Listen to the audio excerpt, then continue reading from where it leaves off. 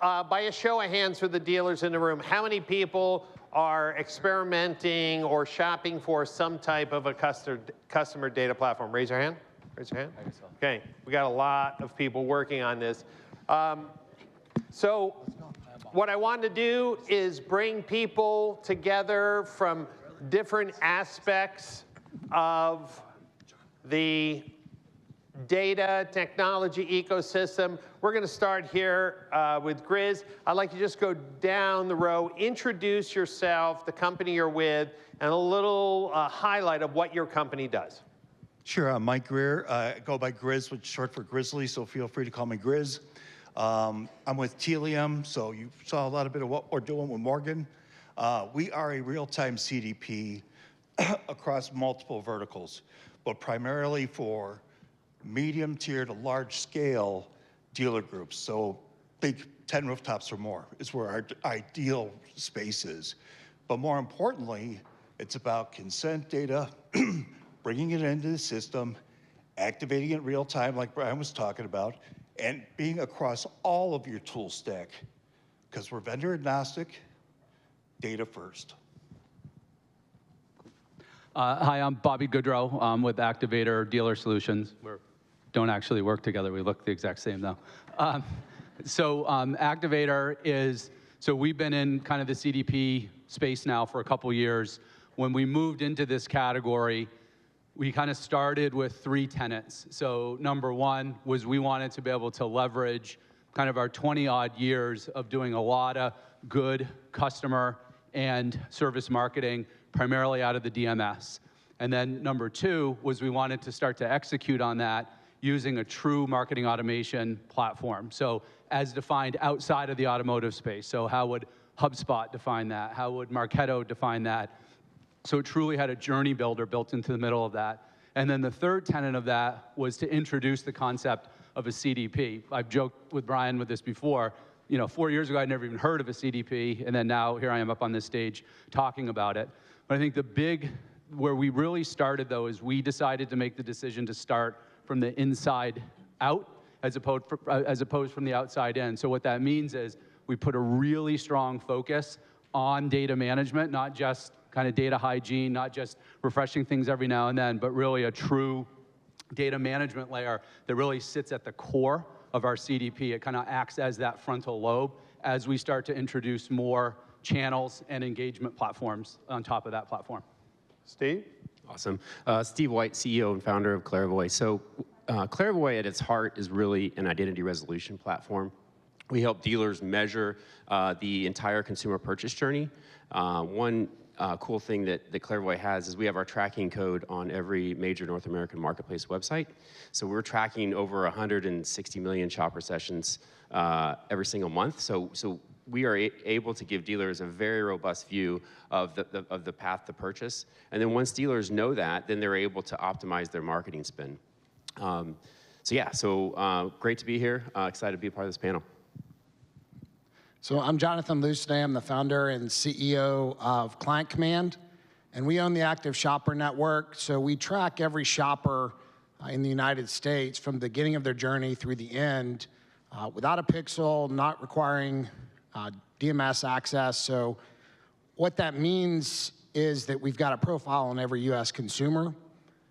We operated as a CDP before CDPs were a product. Grizz, I appreciate you guys introducing to the world that companies would actually buy the tech we had behind the scenes, because then we turned it dealer-facing, which allows you to connect shopping behavior with your consumer or your customer, whether that's on your site or somewhere else.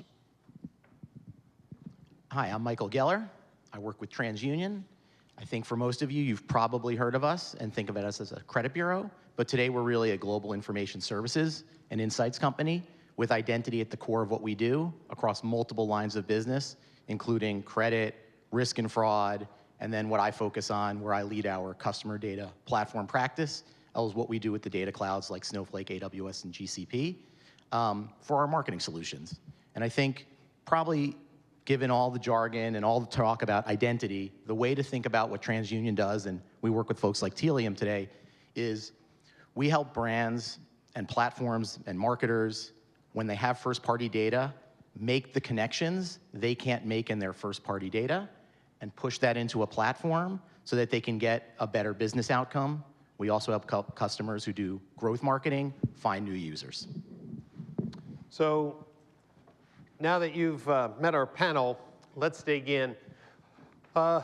Dealers need to understand there's a difference between turning on or building a CDP with clean data or dirty data. We have to start from there. If you have a company that just takes your DMS data and CRM data and says, all right, look, it's all in one place now, let's start marketing, we still have this fundamental problem of data hygiene. And I just want to say one thing. No one knows how bad your store's data is, but there's some scale to it. And I mentioned earlier, about 40% of your DMS records are associated with vehicles that consumer no longer owns. That should scare you just a little bit. How many of you have had contests or comp incentives to get your employees to fill in cell phones and email addresses for your people in the service drive? Have you ever done that? Have you ever seen, you know, like shutup@gmail.com or no email at email? Okay. So when we talk about data hygiene, the first thing you have to ask your company, how are you going to normalize and clean up the data? Because, you know, Grizz, one thing I learned is like, Brian, that's not our job. Our job is to take the data you give us and unify it. If you give us crap, we're going to have a crap. So, Michael, when we think of TransUnion as obviously a partner that we've used on a number of different projects, right now, DMS companies have not created these, what I say, self-healing loops within the DMS. Why would a company choose you over another company? What's something unique that you think your data set is the strongest for? Obviously, people know Experian, Equifax, TransUnion. We can go through a few others. But what are you most proud of? Because dealers in this room have to decide who to choose.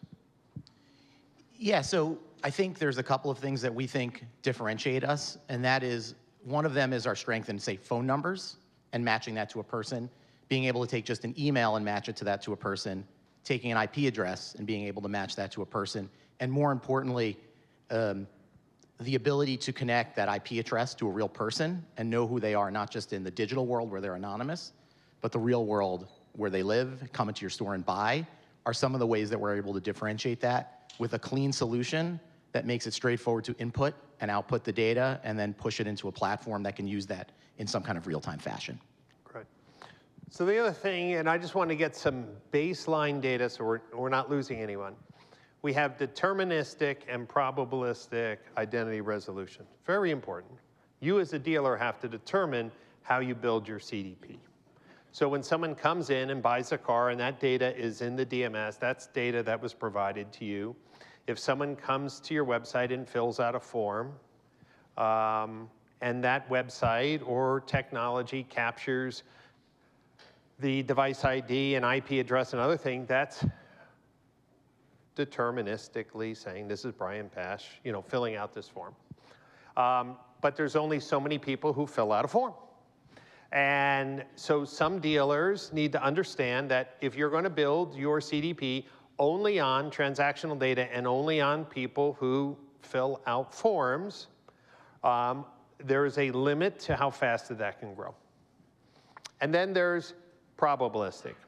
This is people who've built identity graphs outside of your websites that have a digital fingerprint on who these people are.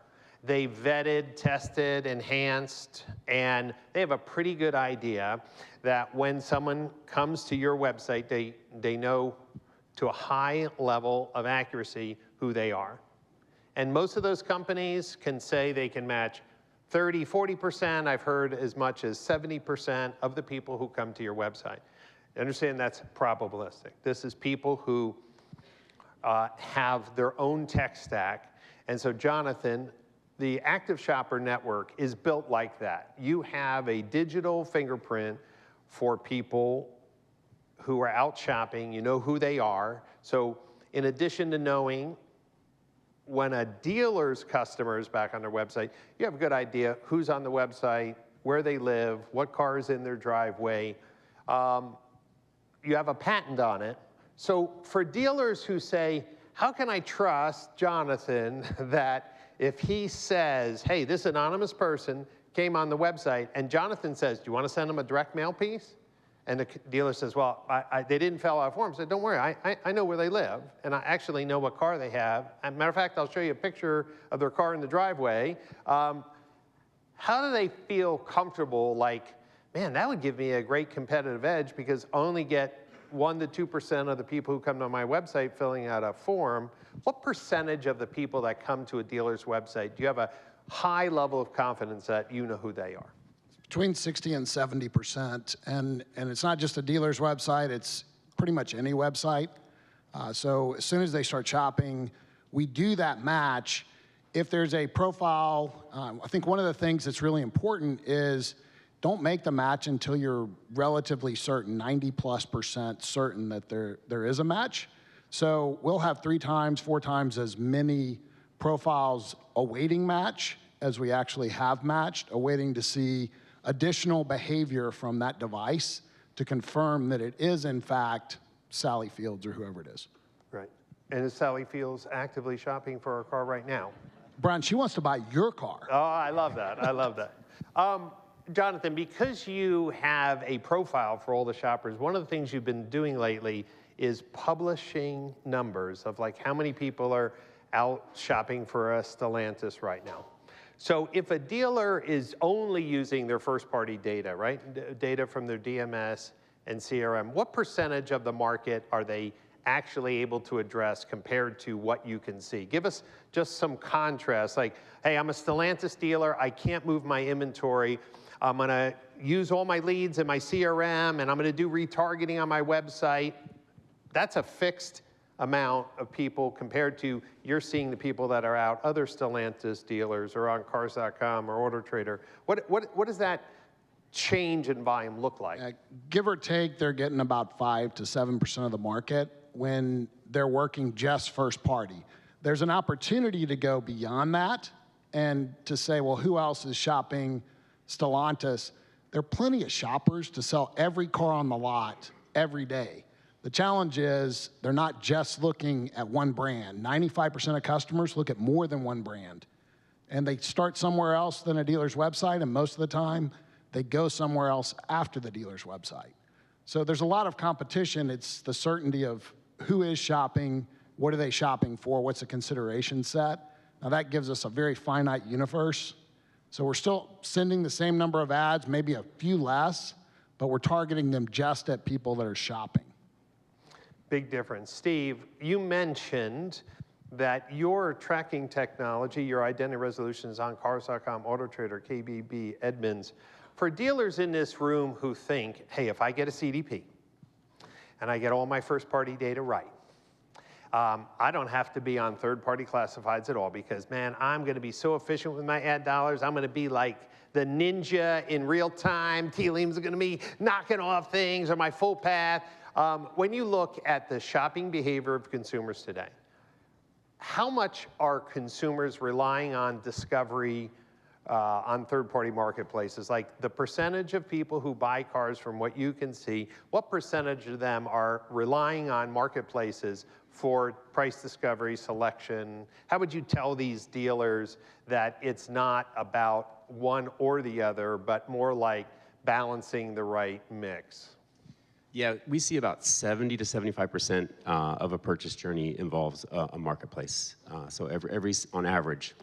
And I think what dealers don't understand is it is not like this linear type of journey. They'll start on a marketplace, they'll go back to the dealer's website, then they'll go back to the marketplace, then they'll visit another marketplace. So it's wild to see the consumer purchase journey. I think one of the interesting things that we noticed because we measure CTV as well, is with one of our clients, DGDG, we can see when the consumer sees a CTV ad, sometimes the first thing that they will do, like 4 days later, is they'll actually go to a marketplace website. They didn't go to DGDG's website, which is just wild to see that. So I think the next frontier with respect to CDPs and the opportunity is, first you have to clean your data. Then the exciting part starts, because then you can do data collaboration with the marketplaces. But you can't do that unless you have some type of CDP technology in place in order to do that. So for the dealers here in this room, because their marketplace website people are here, I see Kevin there. So Kevin, think about this for a minute. Let's say you have a CDP. Let's take it one step. Let's say, Brian, we're only deterministic. So you set up your CDP, and when a customer who's previously filled out a form or previously has clicked on an email with a special tag, would you all agree that it would be great to know when that person's back on your website? Yes? Okay. Would you want a lead in your CRM? When an existing customer is back shopping on the website, they didn't fill out a lead this time. Would you want that? How many of you would say that would create a political nightmare in my dealership, because then people's closing rate might go down? Do you understand what I told you a few minutes ago? If you're going to think about real-time retailing, it impacts everything. So let's say that's stage one. Stage two, you work with Client Command or Clairvoyant. They have a pixel on your website, and they can start telling you people who are not in your CDP, but people who are on your website, and they have a clear, a very strong signal. I know who that is, so you can trigger a direct mail piece, you could trigger out an email blast. How many would like that? I would like to have not 2%, I'd like to have 30, 40, 50%. Okay, here's the big one. And Steve and I have talked about it, but we haven't gotten through. How many of you would like to know when your customers are out shopping on AutoTrader, Cars.com, Car Gurus, Edmund? How many of you like that? Do you know it's possible if you have a CDP? I think the larger dealer groups will get those pilots working first with Steve, because here's the thing. One of my clients, very smart person, said, Brian, marketplace websites have to do more for me. I'm spending a lot of money with them. For some dealer groups, it's millions of dollars. I don't have to tell you this, millions of dollars. And yes, they understand, Steve, but if you have all this data and I tell you, let's partner, and my customers are out shopping, it's my customer. I'm not asking for all your other customers. It's my customer. Would you give me an alert when my customer is shopping on your website? How many of you would love that? Do you understand? Now, the question is, are you set up for that? You are not set up for that. You need to talk to me. Yeah. Imagine. Or me. Yeah. No. Well, I mean, I'll address that if you give me a chance. So it's not an either or, okay? It's both. So probabilistic is the upper reach model, right? It's understanding the audience that may be in market, maybe considering, maybe looking at your site or the competitive landscape. That's the upside. So the match rate's 30%, 40%. You work with Jonathan, you work with Steve, now you're getting into 60, 70%. That's still a 30 to 40% you don't know if they're real or not. Deterministically, we do both. We work with these firms, Mike, Steve, I just blanked, Jonathan, sorry, to help bring those data points together. The probabilistic, then what we do is we track the behavior of the visitors across multiple devices. How many of us start a journey on the website on our desktop because we're at work and it's lunch, and we finish it later in the day because we're at a meeting or we're at an offsite on our phone? Everybody does that, or the inverse. And being able to stitch those profiles together along with the probabilistic that it might be Brian. Well, no, now we know it's Brian because we have all these other touch points that point to, yeah, that's Brian. That's the combination of probabilistic and deterministic. It's not an either or. Yeah, and I want you to think about what competitive edge, like, hey, Brian, we have 30 stores and we're spending X millions of dollars with AutoTrader. Kev, I know you have a good relationship with Cox. That's what I would ask. So hey, I want an Orbi signal when my customers are on one of, KBB, Auto Trader. They're not going to give you like your competitor, your competitor sites, but on those marketplaces, when you think of the potential of real-time retailing, it's really crazy. Bobby, I remember when Activator first showed up at NADA, you and Activator came out of the Dominion family of products. You mentioned that. And you said, Brian, we're starting really at the core. We're starting with CRM and DMS, and we're going to do what we do well.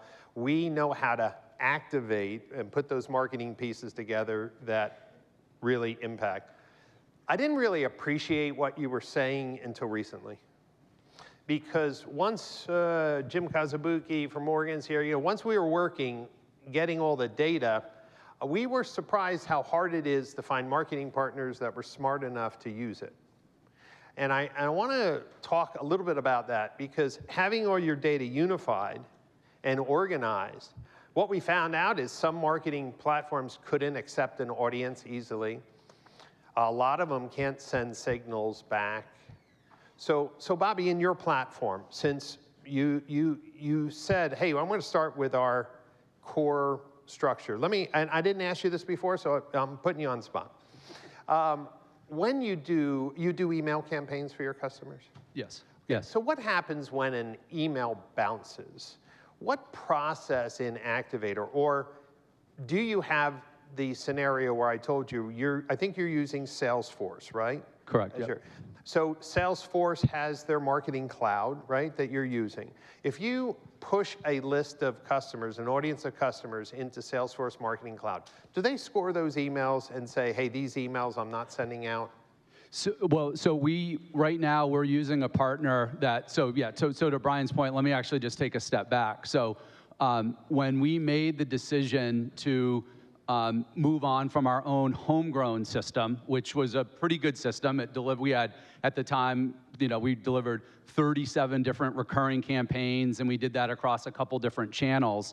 It was when the inventory crisis came, and we all of a sudden needed to react quickly because dealers are saying, well, we don't want to do these equity campaigns anymore because we don't have any cars. Our ability to react quickly took too long. So we really hit an inflection point. And so we said, all right, well, we can, we've got a proud history of building a lot of things ourselves, so we can continue to double down and try to build this ourselves, or we can go try to partner with somebody else. And so we ultimately landed on Salesforce. So we are using Marketing Cloud, and we've customized that to work with the nuances in the automotive space. About 2 years ago, as we started to roll out our first marketing journeys, we got taken to our knees because we started to really market in a correct way. We started to look at wider and deeper groups. And what was happening, though, is we were pulling in a lot of this junk data from the main dealer databases. And we ran into some trouble with the major ISPs. And so while that was I wouldn't want to live through that again, we learned so much from that, and we really have gone into hyperspeed since then, and we ended up partnering with a company called @Data. People might remember it as Tower Data. So and that's just the power of Salesforce, is we just have all of these, enterprise-level companies that we can start to leverage. So @Data really works as this force field around all of our marketing. So whether we're building an audience from wherever, before that information makes its way into our journey builder and we're delivering any kind of marketing, @Data is basically analyzing all that information for us, and they're identifying the invalid email addresses. They're identifying those dangerous spam trap addresses, and it's a hot mess out there. And so the way I like to view it is it's like a needle in a haystack. I mean, think about how many records you have in your DMS and how many records you have in your CRM, and it's littered. I mean, we found 2 or 3 years ago, we analyzed, I think it was like 300 dealers, about 8 million records, and there were about 250,000 duplicates, and there was around 40,000 invalid and spam trap addresses, just in that sample size. And so one of those spam traps or one of those invalid email addresses can take you to your knees. And maybe that's on the back of whoever your marketing department is or your marketing vendor, but if you still have those emails floating around in your own systems and are doing your own marketing, you could be in trouble. So So Yeah, it's and @data does that for us. And I wrote about this on LinkedIn this week. I can't fully disclose all the conversations that I have, but some of the problems that dealers are having that say my marketing is not working, I've been able to literally track down the data hygiene problems. And here's some things. Dealers are using email companies that are not disclosing how bad their data is. So all I'm saying, whether you're using SendGrid or the Salesforce Marketing Cloud or some other email platform, I don't care who your agency is, you put a little note down, I want my email hygiene report. Just say, hey, you did a 30,000 email blast, last month. Give me the scorecard. Give me the scorecard from your email platform. They all have them. They all have them. But they haven't been telling you this. And recently with one of my clients, after the data hygiene project, they did a direct mail campaign, and the general leader was blown away. The cost was 30 to 40% less, and the outcome from the mail was super effective. Like, this was the best direct mail campaign. Why? We took out all the people who didn't own the certain cars that they were saying, hey, we want to buy your car, bring it in. And we got rid of all the people who moved out of state. We got rid of all the bad addresses. And I'm not picking on anybody. I'm just telling you the data has told me this. Dealers, there are companies who get paid by the piece to send mail out by the piece. Is there any motivation for those companies to pull 40% of their revenue out if they did proper data hygiene? I don't know what that looks like for your group. You say, Brian, I'm a small store. Okay, maybe it's a rounding error. But I would even say a small store needs to get their first-party data in line more than anyone because they don't have extra slippage. They don't have extra margin. They don't have extra market share that may be easily grown. Without a data platform, you have no ability to know how bad the problem is. And yes, I think some of the DMS companies have said, oh, we have some data hygiene process. Honestly, for the last 18 months, I have not been in a single meeting where a dealer has said, oh, yeah, my DMS provider did a data hygiene, and I'm all clean, and I'm really happy. I haven't heard. It's like, these products exist, but no one knows about them or no one uses them. I'm not sure what it is. But if you're saying, Brian, I think there's a lot of ways. My marketing doesn't feel like working. I'm losing market share, and you have no customer data platform in place. You have no idea of your data quality. You have no idea how many bad email addresses. You have no idea if you really can communicate through those channels. Dealer Funnels here, they have an amazing messaging platform. When we did the data hygiene for the Morgan Auto Group, over 40% of the cell phone records were missing in the DMS. You say, oh, texting is great. How many of you would agree that if you send someone a text message, they're more likely to respond within seconds compared to an email? And you're like, yeah, I love texting. No, you don't. Not if you can't reach 40% of your customers, and that's okay with you. Chris, we met 2 years ago when I asked you to do an RFP for Morgan, and I didn't know what we were getting into. You did, and you made Thank you for that. You made sure we took it slow. But I'm trying to figure out what the ROI is for 2025. It will be something like 40x. What our annual cost will be about 40 times. And in some cases, it could range 20 or 40. You're talking to dealer groups, and you and I have talked.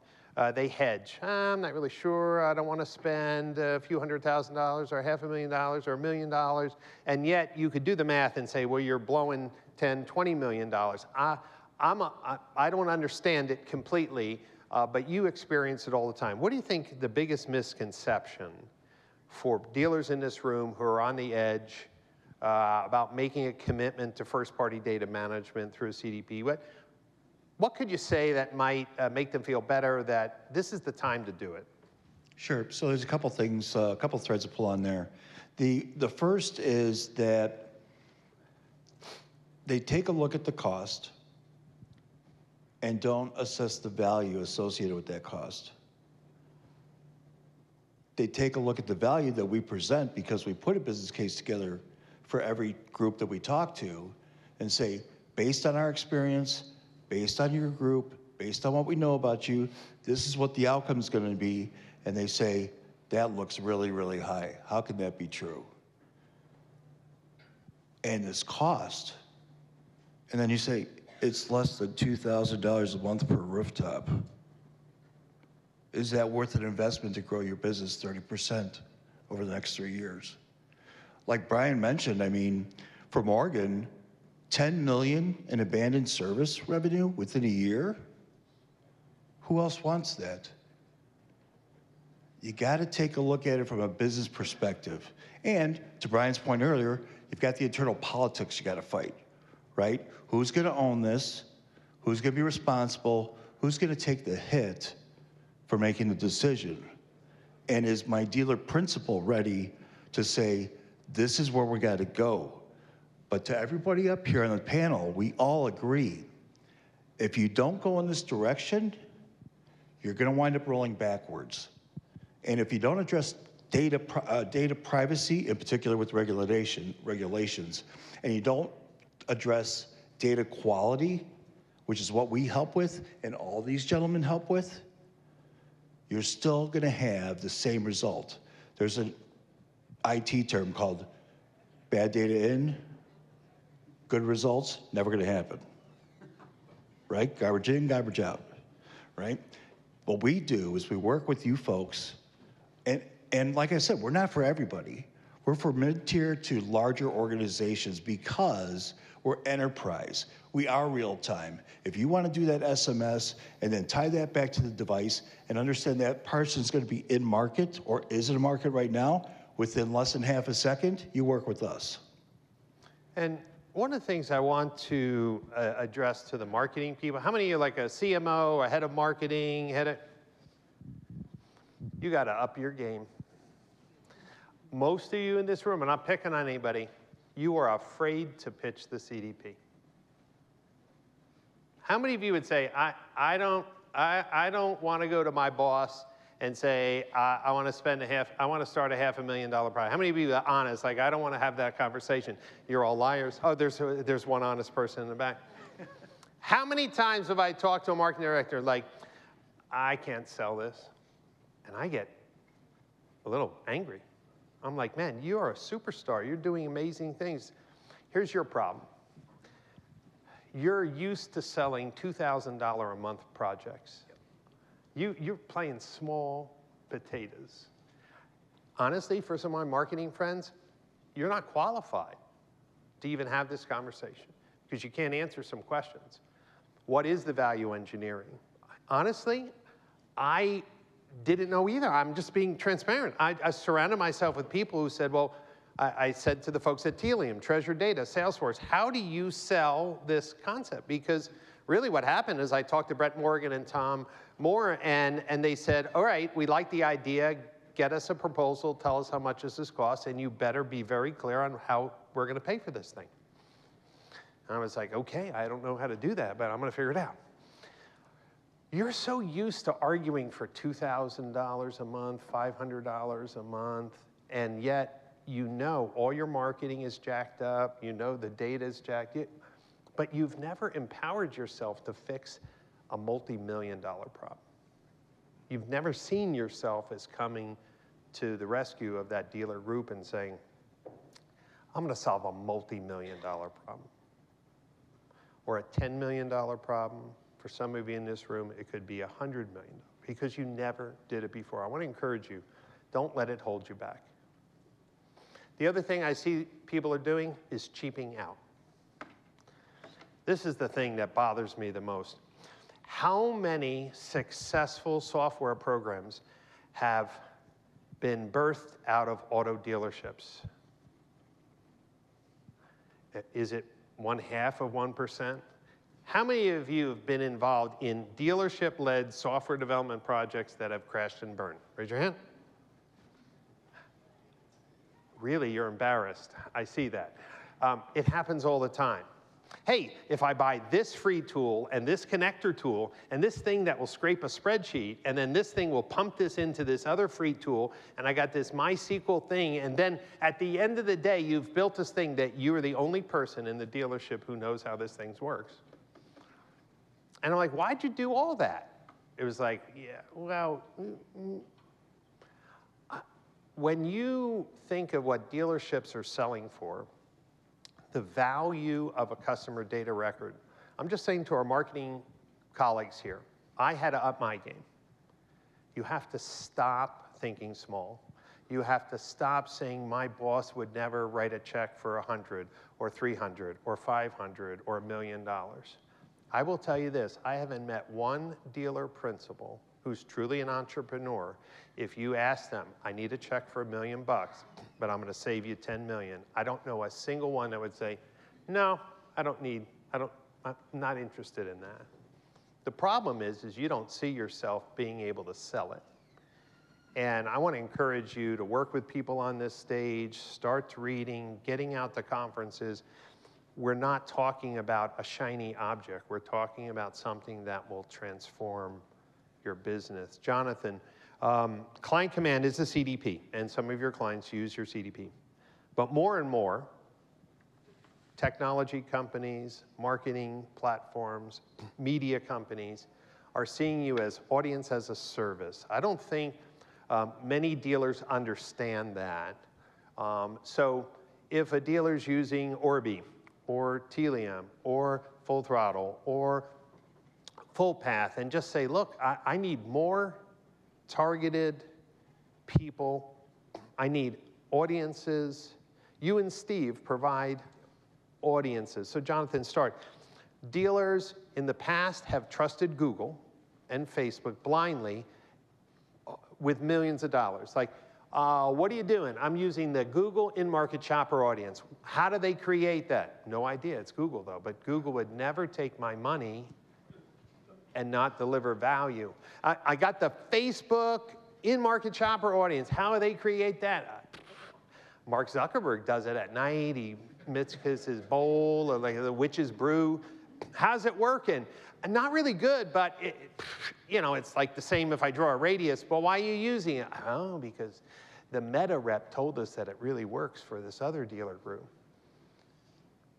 But Jonathan, Steve, you actually have audiences that you can show who these people are, how they were curated. So if somebody doesn't have a CDP today, but wants the benefits of identity resolution, or they have a CDP, as Grizz was saying, and is doing deterministic data, but needs a lift, they need to push more, they need to grow market share, audience as a service is a new concept. So Jonathan, explain what you do, and then Steve, I want you to explain, especially for some of the CTV stuff that you're doing. I think that's really awesome. So Jonathan, help the dealers understand how you can partner with any CDP platform if they don't choose yours.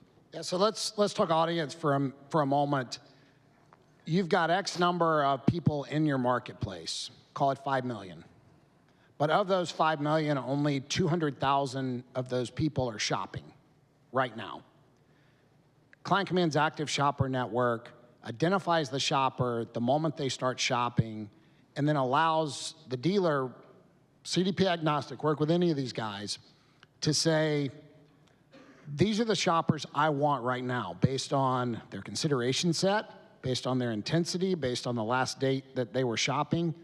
You're able to isolate that down so 100% of the ad spend to that audience is talking to someone that is actually shopping for a car. Not a bot. Not a bot. You're talking to a person that's shopping for a car. So when we compare that to a Google or a Meta, they're obviously great companies, huge companies, would never include trash in their audience, I'm sure.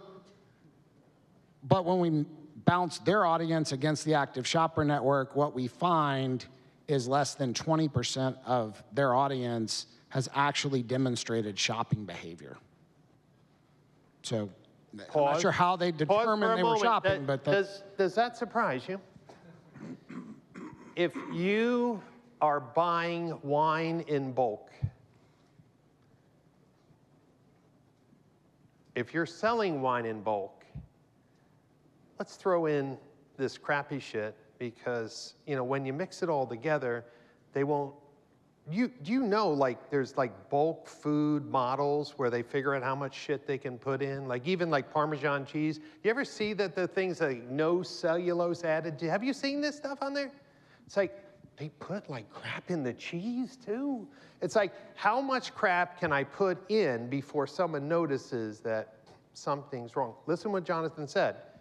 When they took a Google or Facebook audience, only 20% of those people matched up as showing behavior in the active shopper network. Just makes you think why putting a radius around your dealership, running a Facebook campaign, and I've done this, and then using the in-market shopper audience around your dealership, and the results are pretty close. You say, I'm not really sure what they're selling.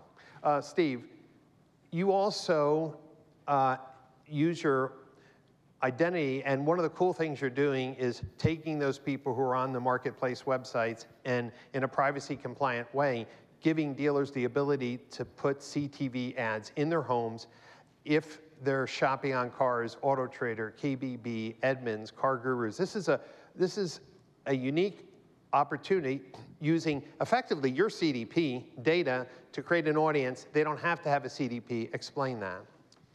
Yeah, first I want to talk about data quality. I have a saying in terms of like audience data, just because they have the data doesn't mean it's accurate. And there was a tool that you could, where it would scan your third-party cookies, and it would tell you all of the segments that you're in market for. You know, from cars to, you know, groceries, whatever. And so I did a scan one time, and it said I spoke 6 languages. Which is kind of funny. I only speak one. It said I was in market for like 27 cars, and it said I own like 12 cars. So just make sure you've got a mechanism to be able to test the data.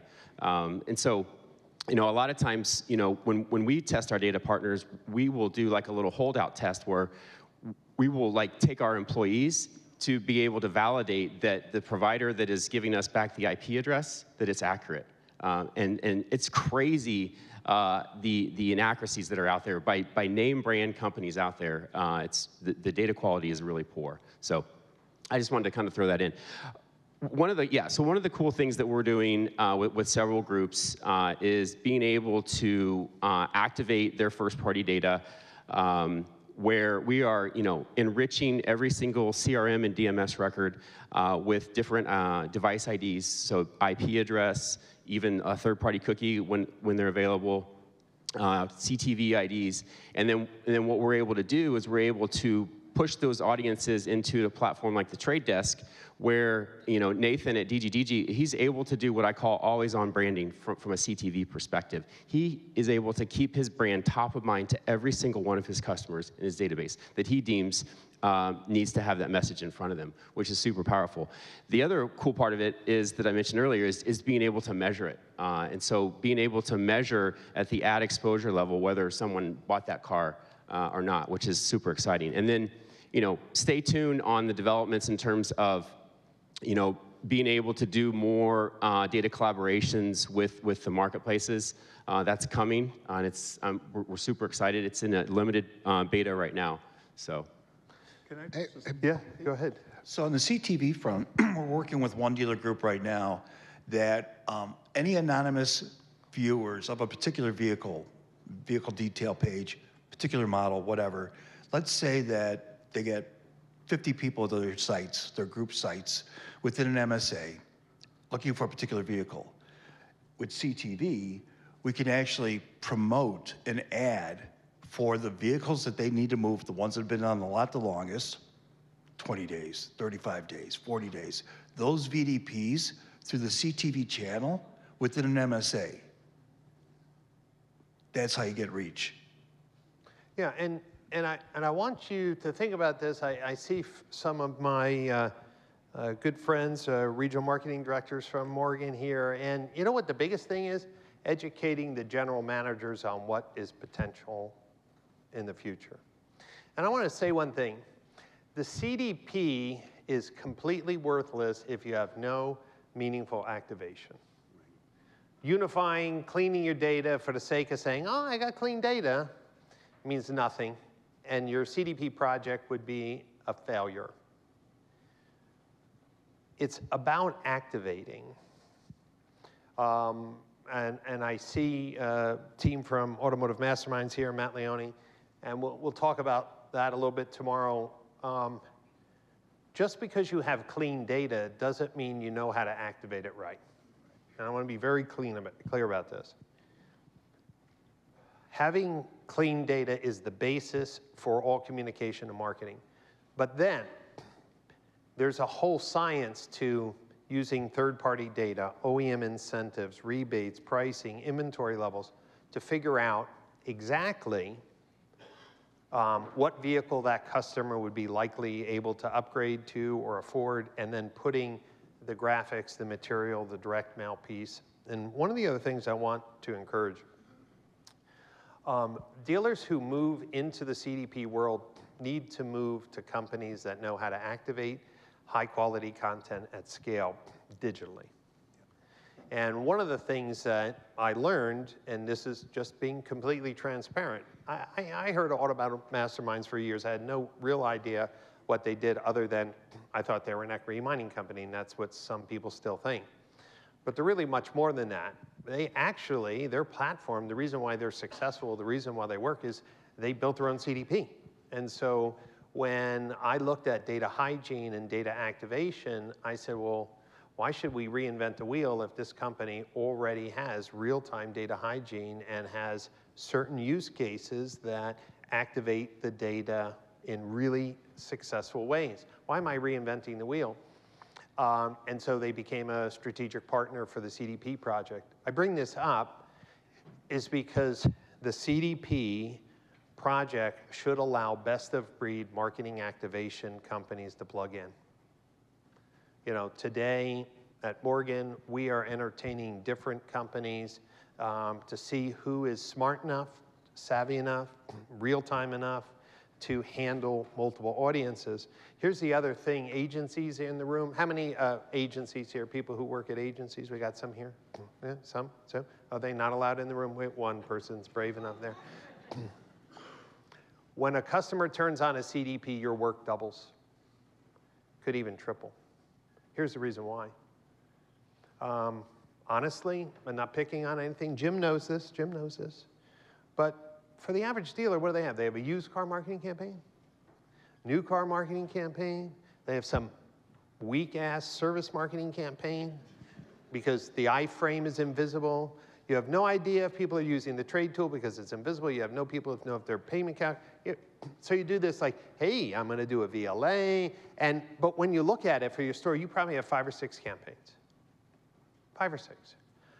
When you have a true CDP that's tracking every click, hover, swipe, conversion, and intent, you will have 10 or 15, over time, 10 or 15 real-time campaigns going. And for the dealers here in this room, it might cost you more to run those campaigns, those agency partners. But the return on investment will be amazing. Instead of approximating people's intent or interest, you'll be able to really create these bespoke audiences. Yes, some of you are thinking, but Brian, the audiences have to be big enough because Facebook and Google, yeah, okay, I'm talking about, you know, audiences of 1,000 or 2,000 people, but when you are tracking everything that's going on the website and building audiences, dynamic lists of people, marketing agencies will be expected to do more. And in fact, I didn't really see it coming. I should have seen it coming, but you know, some of the agencies I work with, they're like, guys, you're like crushing me. Like we used to do 5, 6 campaigns. Now the stores are asking me to do 12 campaigns. And I'm like, my first result is like, get your big boy britches on and serve the dealer. But then I said, hey, if that was asked of my agency team, I'd have to hire more people. I'd have to hire smarter people. I have to be more dynamic. And so I think it's going to really change the way we think of marketing. And people who can do marketing at scale are going to come back into play. People who have a tech stack. These are really, really important thoughts. Customer data platforms are not a shiny object. They are the multi-million-dollar strategic revenue-generating platform for your business. Like I said, and I've been with Grizz on a few presentations, a mid-sized dealer group, when you project, hey, you could cut a few $1,000,000 in cost and generate 10, 20, $30 million in new revenue, they don't believe it because no one has ever shown them a way to activate their own customer data. Yet, you go outside of automotive, like John Clavinesh told me, and said, Brian, this stuff that you can bring in to enhance customer records from TransUnion changes the game. Affordability scores, right? I mean, what are some of the things that are the most excited for activation that you can add to a customer record? Yeah, I was just going to add one comment. The CDP category is new for automotive, I think, and Brian, you've really been a champion in leading it, but my purview is much broader than automotive, and this is not a new category, right? It's been maturing because I think CDPs have done a better job of showing time to value, right? You don't have to buy a CDP and spend 12 months to see a result, right? Most of them can stand up a first use case in 90 days. And then the second thing too is just seeing the conversion of third-party data to really fine-tune those connections. And when we talk about things you can do with activation, right? It's about bringing in not just the signals you have, but adding the signals that you don't, so you can have that clear view of the picture of the customer to really capture the incremental sale. Because I think especially in automotive, we saw there's going to be a finite number of cars sold this year, right? There's a projection every year. So you're fighting for market share, right? And then you're fighting in your market to get that sale. And so that's the potential here in my mind. Yeah. I wanted to leave some time for questions. I will make one final statement. There can't be any dealer that can stand up to me in executive meeting, I don't care who your dealer principal is, if you can't convince them to make an investment in a CDP, I'd like to sit in on that meeting. Here's the reason why. Until you see it, you can't get excited about it. But when you see it, and you'll see, I shared in my opening some things with the data activation. When you see it, it becomes addicting. When you can really partner with some of these tech companies to have real-time data feeds, real-time enhancement, new revenue streams, it's nuts. It becomes addicting, and then what you end up doing is actually creating a retail platform that's outside of automotive, but you're the first in your market to deliver it. How about questions from the floor? We have a few minutes. So we have a microphone needed right up here with someone hiding from law enforcement with a hat down in the front there. All right, all right, here we go. Up behind you, there it is. He caught you, he caught you. Yeah, Brian, you make the argument that you can convince the dealer principal that we'll go ahead and do a CDP, which I think is very fair, and I'm sure you'd be very convincing. But what if the existing situation in your sales process is so fucked that you can't actually expect anybody to do anything with that? Yeah. I think that's only the case at your dealership. No one else has a bad situation. Listen, I'll tell you one story. It's an old-time story. It's a great story. I went to Chicago once. I was really young, and there was this Chicago Dodge dealer who had the worst reputation in the world. Like the reviews, they were doing the, $20,000 off a car, And I walked in, it was a leather office, and they were smoking cigars. I almost couldn't breathe. It was like I was in a Godfather. I was like, hey, I heard you can help me with my reviews. The guy talked like this. And I'm like, well, I read your reviews, and it's about your pricing and your bait and switch. I said, you got to stop that. He's like, no, it's working. And it's just a few of these people that just complain, and I just need you to take care of them. I didn't work with that program, but it was the funniest dealer experience ever. The truth is, there are some things that can't help customer experience. It's leadership. I'm just going to say one thing. I'm impressed with some of the leaders in this room who, they're not working with me on CDPs, but they're working on CDPs, but they know. Maybe they heard, they were inspired by something I said, and they're just leading in their own way. It's a leadership decision to treat the customers with the best experience. And if they don't really give a shit because they're making so much money, regardless of data hygiene, regardless of the customer experience, regardless of waste, you're absolutely right. It's a fundamental leadership situation. But people who have a clear vision for retail and what they want their legacy to be, this is the platform they need to invest in. And without leadership, it will blow up. Gray is in the back. Oh, here we got right here. Green shirt. Right here. Oh, go ahead, Marla. Hey, good afternoon. Great content. So quick question. The CDP technology, does it help incorporate when customers opt out when they're using one of the many different vendors that currently, if they opt out from, we have no idea? Yeah, absolutely. I don't know if you guys want to address this too, but so a CDP must be compliant, right? So we base our CDP on being consented data, clean data, and then filtered data to drive the optimum customer experience. And we're one of the few that do that. And then the other thing to Brian's point earlier is, and you have to be able to turn off the signals, like you pointed out on the opt-out, but more importantly, when they convert. See, the challenge with other organizations is that they're marketing activation platforms. So what they do is they send, but at some point, there's no signal to back it up and say, this person's in market, they bought and they're out. We do that in real time, like Brian was showing with the Morgan examples. That's the difference. It's that self-healing, that feedback loop that you need in order to achieve that. And Marla, the key here is, and this is what I was saying, you have to find marketing partners that will send the signals into the CDP. So if you have this, we've had no need to do this before. I have an equity mining company, they have an opt-out. I have the CRM company, they have an opt-out. I have a conquest email company, they have an opt-out. You have to start saying, guys, I can't keep on using you if you don't send me your bounces, your opt-out. I mean, any CDP should have the function to accept these signals. The biggest problem is we're working with people who've worked in silos. And Bobby, you can address it. One of the ways that we address that, and similar to what I said before, when we ran into the kerfuffle a couple years ago where we started getting some bad flack from some of the ISPs. So what our original hypothesis was to say, we're going to create the primary marketing record. So we're going to kind of take all this information, unify it, but there's 4 or 5 records for Grizz, and there's 4 or 5 records for Steve. So we're going to figure out what's the best one to use. Some companies call it the golden record.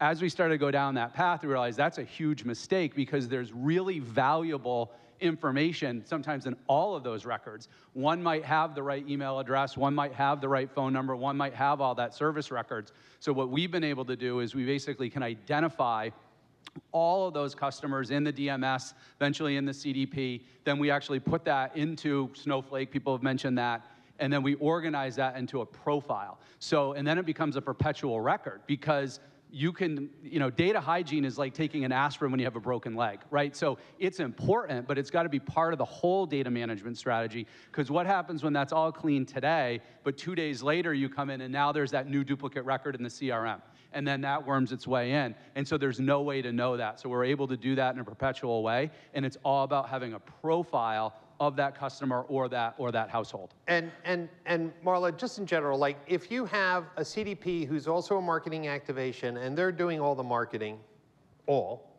then you would think that they would have that signal. But my belief is that most dealers want a variety of vendors. And so I'm just going to say the CDP has the capability, but it is not easy to herd the cats. And you have to start firing people who refuse to integrate or send signals to your CDP. I think you had a question here. Go ahead. Yeah, I was just thinking in terms of selling this concept to my dealer principals. So one of the things that might help me is if I had data on, like, say, with Client Command, with that active shopper network. Have you done an A/B test of running, like, campaigns using that audience data versus just what Google or the social media platform is? And what's the typical difference? How many more key events can I expect to see happening? Yeah, so there's a dealer in this room, I'm not going to call him out, that tested the audience against every major provider. And for example, Amazon's audience, pretty good. They know their customers pretty well, right? 5 to 1 on active shoppers versus an Amazon audience. It matters, and I think it goes to the first question too of like, well, what if my sales processes are broken? The answer to that is because we're inefficient in one place doesn't mean we should be inefficient someplace else. Amen. We need to go fix the efficiencies that we can fix. Our thesis is build everything as if the single point of failure is asking the dealership to do anything except for sell a car or fix a car. Because at the end of the day, there's too much turnover on the front line at the dealership to depend on them to learn a whole bunch of new processes and a whole bunch of new ways. Good point. Was this a good panel? Give me some feedback. I want to keep everyone on time because we have a coffee break in the workshops. Let me just be clear.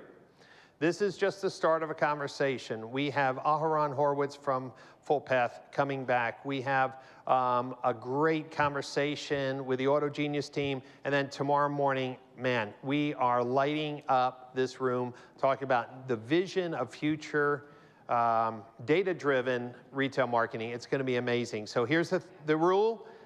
Coffee break, get into your workshops. They will be full. So get there and then be back here for the final 2 keynotes. Give one more round of applause for our panel.